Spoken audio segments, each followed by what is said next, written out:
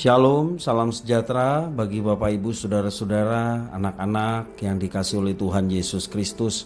Jumpa kembali bersama saya Pendeta Eka di dalam renungan firman Tuhan pada hari ini, hari Senin 20 Juni 2022. Sukacita dan damai sejahtera dari Tuhan Yesus Kristus kiranya menyertai kehidupan kita sekalian. Puji nama Tuhan. Sampai pada pembacaan firman Tuhan hari ini, yakni Mazmur yang ke-144. Kiranya firman Tuhan yang kita baca sungguh memberkati kita sekalian. Baik Bapak Ibu Saudara-saudara, sebelum kita akan merenungkan firman Tuhan hari ini, kita akan berdoa. Tuhan Allah Bapa di surga, di dalam Yesus Kristus, kami sungguh bersyukur atas kasih setia Tuhan yang nyata dalam hidup kami, sehingga kami boleh ada sampai hari ini. Semua itu karena kasih karunia Tuhan. Juga kami mau terus memperdengarkan hati dan pikiran kami, kebenaran firman Tuhan.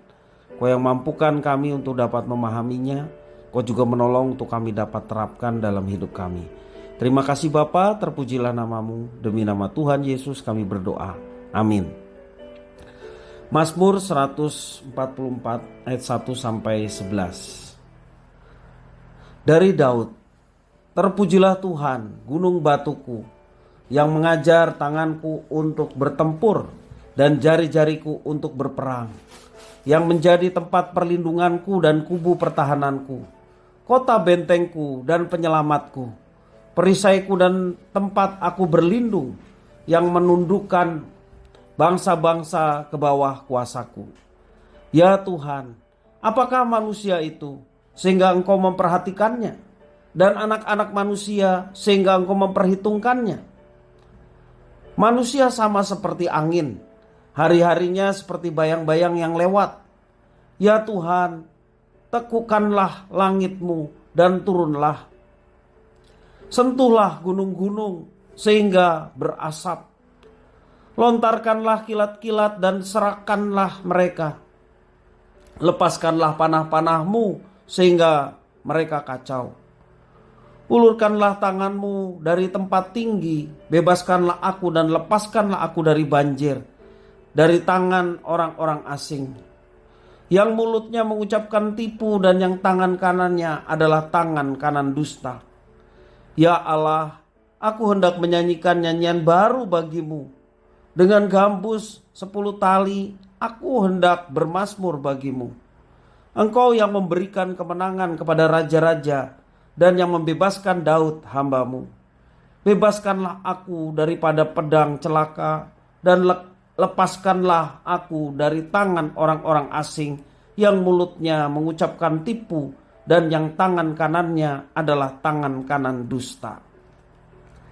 Bapak Ibu Saudara-saudara yang dikasihi oleh Tuhan Yesus Kristus, Daud menuliskan nyanyian yang dicatat dalam Mazmur 144 sebagai ucapan syukur atas penobatannya sebagai raja. Ia kemudian mengungkapkan doanya kepada Tuhan bagi bangsanya dalam perang dan dalam damai. Daud ingin menekankan pentingnya melihat kepada Tuhan sebagai dasar dari sandaran umat kepadanya. Daud mengawali nyanyiannya dengan pujian dan ungkapan yang terus terang di hadapan Tuhan Allahnya, karena Daud mengenali perhatian dari Allahnya kepada umat yang dipilihnya, termasuk dirinya. Pengenalan akan Tuhan memungkinkan Daud untuk menyerukan permohonan supaya Tuhan Allah bertindak atas bangsa-bangsa yang telah menindas umatnya. Dan Daud kemudian menaikkan pujian syukur kepada Tuhan Allahnya atas pemeliharaan Tuhan, baik dalam kondisi perang maupun juga dalam kondisi tidak perang. Daud mengajarkan bahwa bagi umat Tuhan, posisi dan prestasi bukanlah semata-mata hasil pencapaian mereka, melainkan semuanya itu, yakni posisi dan prestasi, sebagai bukti karya pemeliharaan Tuhan atas mereka, sehingga tidak sedikit pun kita menjadi merasa lebih hebat dari apa yang boleh dicapai, baik prestasi maupun posisi. Semua karena anugerah Tuhan. Bapak Ibu Saudara-saudara yang dikasihi oleh Tuhan, Bagaimana kita dapat mengatakan bahwa seseorang diberkati oleh Tuhan?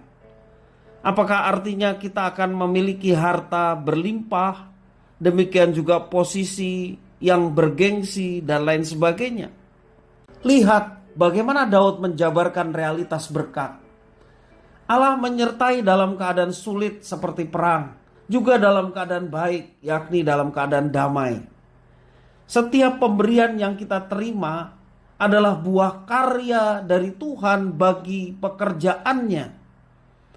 Hal yang terutama adalah sikap hidup yang siap dan rela merendahkan diri di hadapan Tuhan yang menjadikan semuanya itu. Yesus Kristus memberi kita kekuatan ketika Ia menjanjikan bahwa Yesus pergi untuk menyediakan tempat bagi kita dan akan kembali menjemput ketika tempat itu sudah tersedia. Kalimat ini sesungguhnya menekankan tentang kepastian Tuhan yang dapat dijadikan sandaran dalam hidup kita. Karena tempatnya yang mulia akan disediakan bagi orang-orang yang percaya dan setia kepadanya. Masalah muncul ketika manusia tidak mau menyandarkan diri kepada Tuhan, juga dalam memegang janji Tuhan. Harta abadi bukanlah soal apa yang kita bisa pamerkan, melainkan siapa yang hadir dalam kehidupan kita, baik dalam keadaan susah maupun juga dalam keadaan senang. Tuhan Allah yang sejati adalah Allah yang setia, yang senantiasa hadir dalam kehidupan umatnya, yang perlu kita ingat, yang perlu kita alami, dan selalu menyadarkan diri kita bahwa Tuhan adalah Allah yang setia. Dia senantiasa hadir menyertai dalam setiap kehidupan umat yang dikasihinya.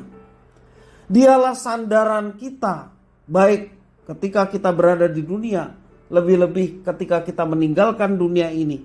Tuhan sandaran kita yang kekal. Kalau Dia berjanji, Dia pasti akan menepati, menggenapi. Dia tidak pernah ingkar janji. Bapak ibu saudara-saudara yang dikasihi oleh Tuhan, mari sandarkan hidup kita hanya kepada Tuhan. Sebab itulah kekayaan terbesar yang kita dapatkan. Dan percayalah, kalau Tuhan yang menjadi sandaran kekal dalam hidup kita, maka Dia yang akan memelihara kita dengan cara-caranya yang ajaib. Dalam situasi kondisi sulit, seperti Daud ketika dia menghadapi perang. Dalam situasi kondisi sulit yang kita alami saat ini, kalau sandaran kita adalah Tuhan yang berkuasa, maka hidup kita diberikan ketenangan dan damai sejahtera yang melampaui segala akal dan pikiran kita.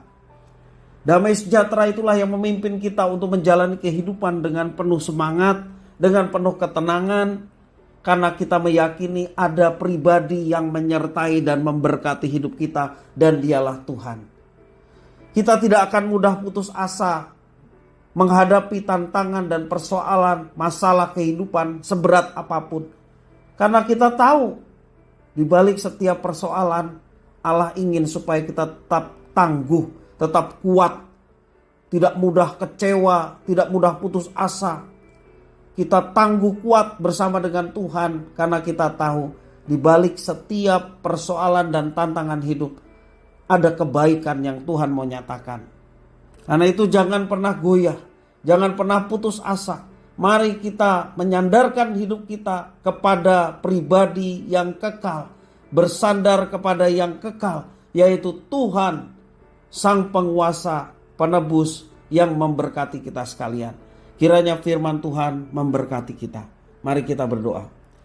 Tuhan Allah Bapa di surga, yang kami puja sembah di dalam Yesus Kristus, kami sungguh mengucapkan syukur dan terima kasih kepada Tuhan yang memelihara hidup kami sampai pada hari ini, juga atas firman Tuhan yang telah Kau berikan kepada kami. Kami percaya bahwa pemeliharaan Tuhan nyata, penyertaan Tuhan nyata. Karena itu sandaran hidup kami. Kami mau bersandar kepada Tuhan Allah yang kekal, Tuhan Allah yang berkuasa, sehingga hidup kami penuh dengan sukacita dan damai sejahtera. Dan kami percaya Engkau yang memampukan kami untuk mengatasi setiap persoalan dalam hidup kami, dan kami diberkati dengan keberhasilan dan kemenangan. Terima kasih ya Tuhan, inilah doa permohonan ucapan syukur kami. Semuanya kami naikkan di dalam Kristus Yesus Tuhan Juru Selamat. Haleluya. Amin.